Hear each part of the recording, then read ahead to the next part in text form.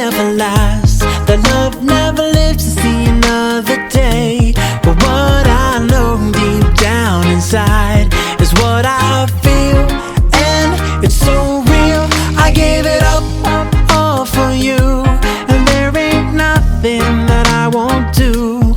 All I know deep down inside is what I feel, and it's so real with you.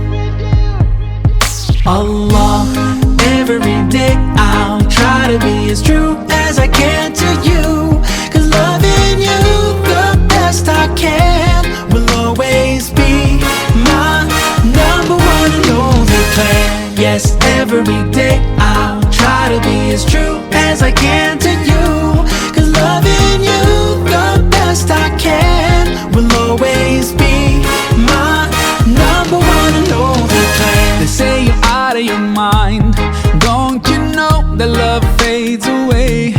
They say it only brings you pain, but what I feel is so real. I give it up and turn to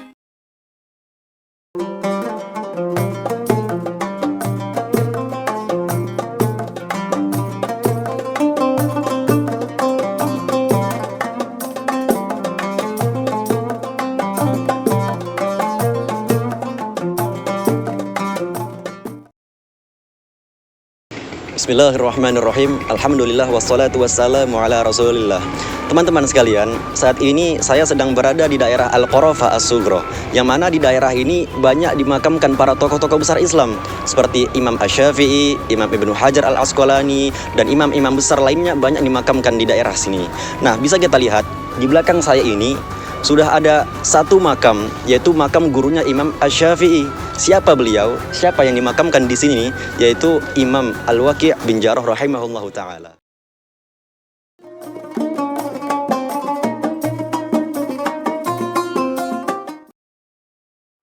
Alhamdulillah, kita berada tepat di depan makom Imam Waqi', yang mana beliau merupakan salah satu guru daripada Muhammad bin Idris Asy-Syafi'i.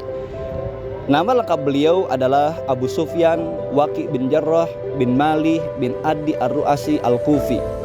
Beliau dikenal sebagai seorang ulama besar dalam bidang fikih dan hadis di kota Kufah. Imam Az-Zahabi mengatakan dalam Syiarul A'lam An-Nubala bahwa beliau lahir pada tahun 129 Hijriah.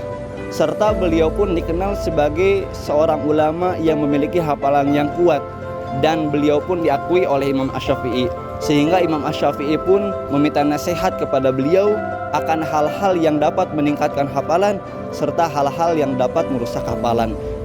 Beliau bentuk dalam bentuk syair yang berbunyi, syakautu ila waqi'in su'a hifdzi fa arsadani ila tarkil ma'asi fa akhbarani bi annal ilma nurun wa nurullahi la yuhda lil 'asi.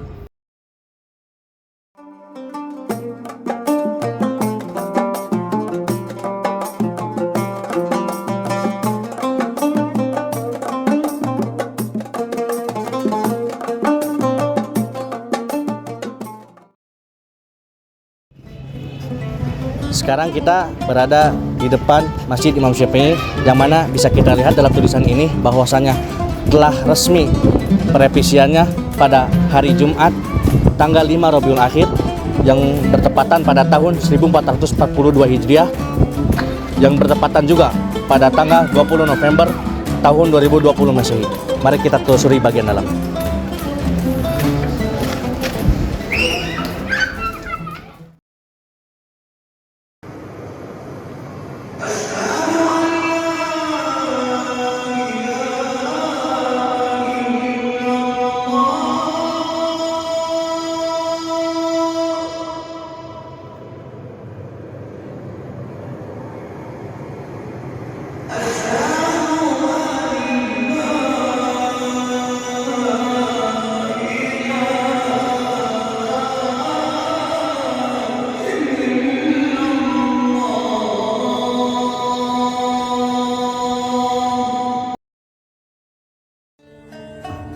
Seperti yang bisa kita lihat, masjid ini terlihat anggun dan indah. Dinding-dinding masjid yang berwarna krem kecoklatan membuat suasana masjid terasa syahdu untuk beribadah. tiang-tiang yang terbuat dari marmer serta plafon dan jendela yang bermotif menambah kesan mewah masjid ini.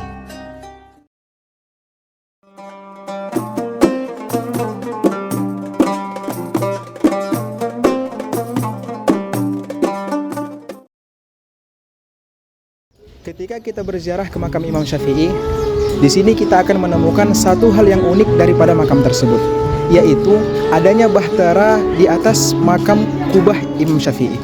Kira-kira apa makna daripada bahtera tersebut dan apa filosofis daripada bahtera tersebut?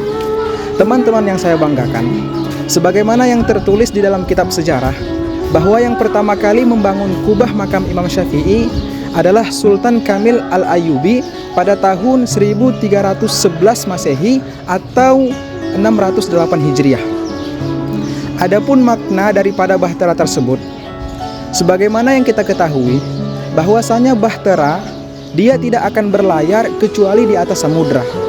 Dan ini memberikan informasi kepada kita bahwa di bawah bahtera Imam Syafi'i itu, di bawahnya ada sebuah samudra, yaitu Imam Syafi'i itu tersebut.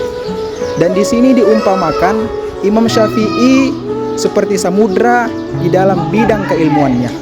Dan ini berkesesuaian dengan apa yang diceritakan Rasulullah SAW. Nanti bakalan ada satu keturunan dari Bani Quraisy atau Bani Abdul Muttalib, yang mana seorang alim yang ilmunya bertebar sampai ke seluruh dunia. Dan ini telah disepakati oleh para ulama, dan orang itu adalah Imam Syafi'i. Kenapa demikian? Karena Imam Syafi'i merupakan keturunan dari Bani Abdul Muttalib dan suku Quraisy. Sementara para imam-imam mazhab lainnya, mereka bukan merupakan keturunan daripada suku Quraisy.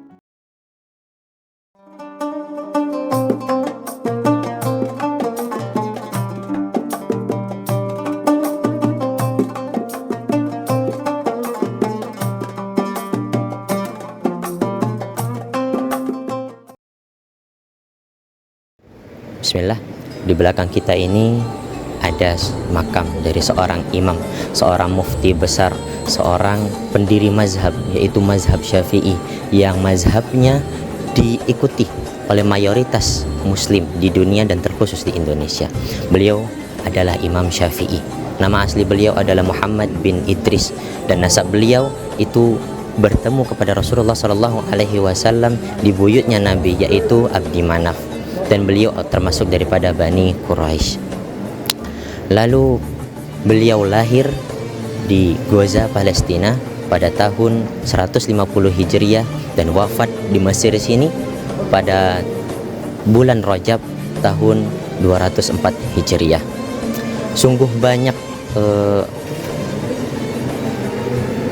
hal-hal yang telah beliau lakukan kepada umat ini. Dan ini tak lepas daripada bimbingan ibu beliau, juga bimbingan daripada guru-guru beliau, yaitu Imam Malik ketika beliau sedang di Mekah, dan juga bimbingan guru beliau Imam Hanafi ketika beliau di Baghdad. Dan makom ini dibangun oleh Sultan Salahuddin Al-Ayyubi.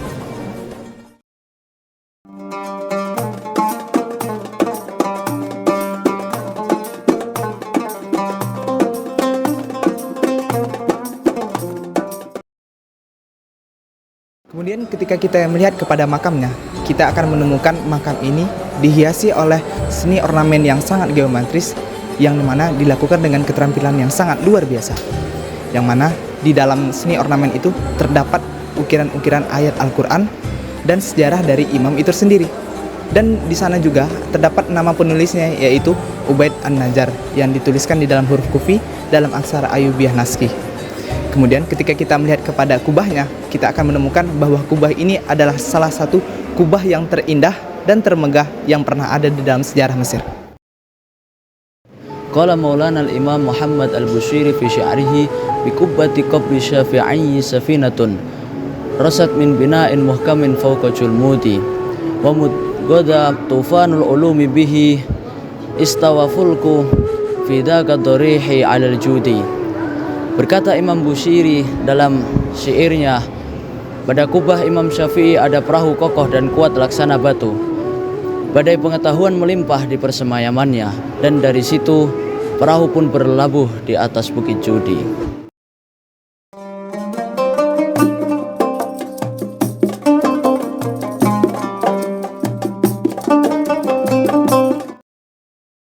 Alhamdulillah kita sekarang berada di sebelah makam Imam Zakaria Al-Ansari.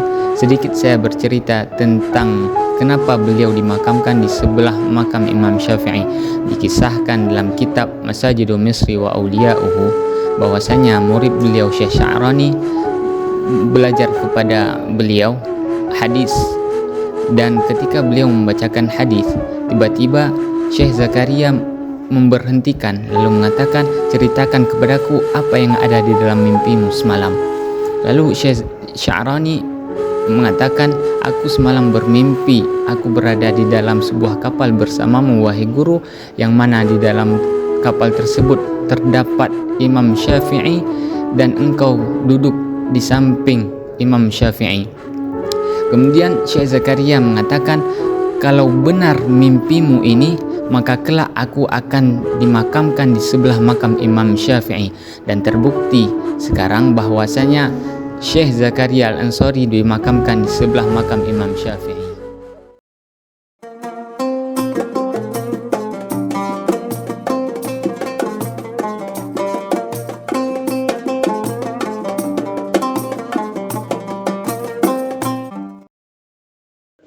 Bismillahirrahmanirrahim.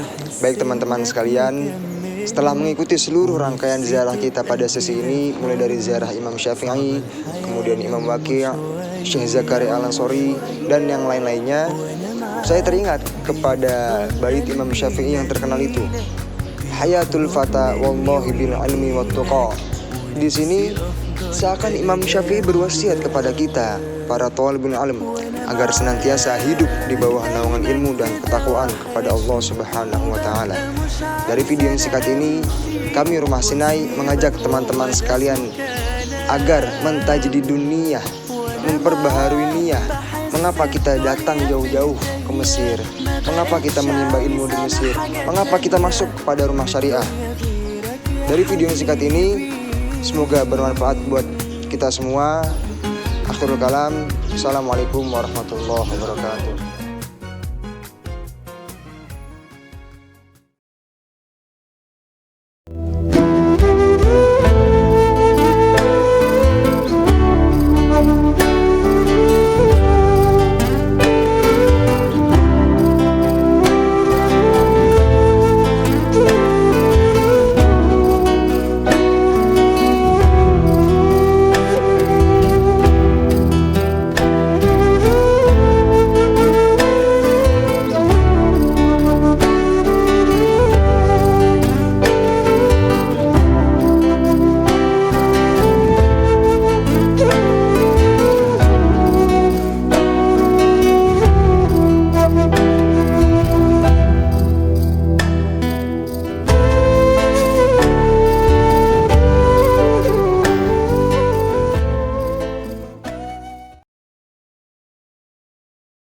agar mentajdid niyah lagi, agar mentamulkan bertafakur. Imam Syafi'i, yang mana bisa kita lihat bahwasannya telah diresmi. Lihat di belakang saya ini ada Imam Waqi' bin Jarrah.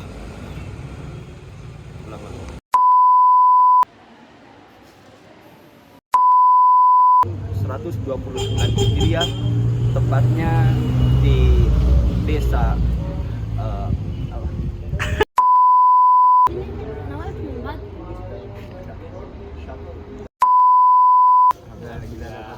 minum ya. Nih bos, dapat minum, dapat rezeki, dapat angkot. Emang rezeki anak soleh nih. Rezeki anak soleh emang luar biasa. Kamu dulu. Dah lu. Krom.